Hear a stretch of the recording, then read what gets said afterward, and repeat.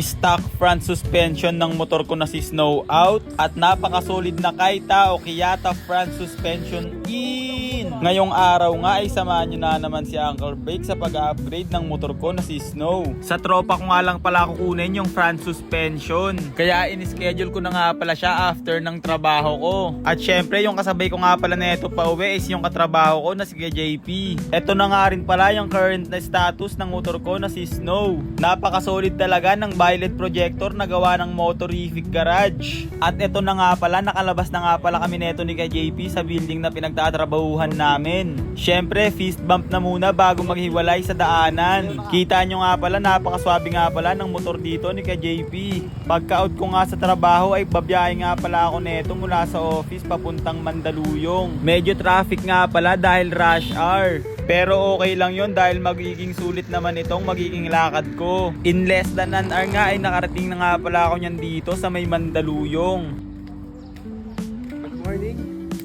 At yun nga, bitbit na nga pala niyan dito ni Bot Enzo yung magiging front suspension ng motor ko na si Snow. Syempre tamang check na nga pala muna ako niyan dito. At tignan nyo nga guys, ang ganda. Ang ganda at ang laki ng ngiti ni Uncle Brake. Dahil hawak ko na nga pala niyan dito yung front suspension na sinesearch ko lang dati online. Bumiyahe na nga rin pala agad ako neto pa uwi. Excited na nga pala ako sa magiging kalalabasan ng motor ko na si Snow pagkakabit netong front suspension. Kaya naman biniyahe ko na nga rin pala agad siya rito papunta sa Motorific Garage. Pagkarating ko nga rito sa may shop nila ay nakapag fist bump na nga pala agad ako sa mga mekaniko.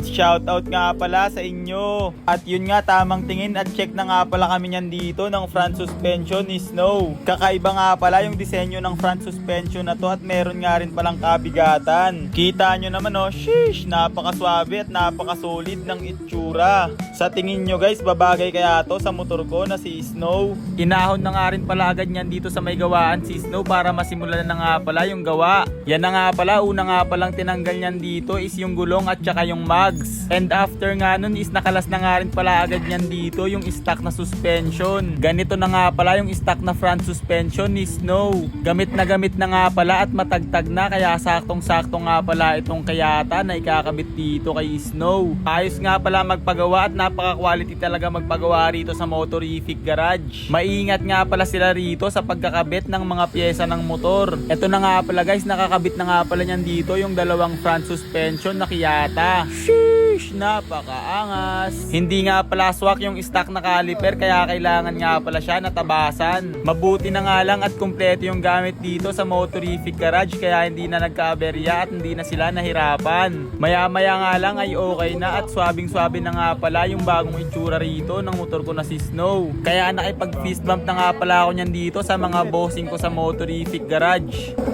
Yeah. Thank you. Yeah.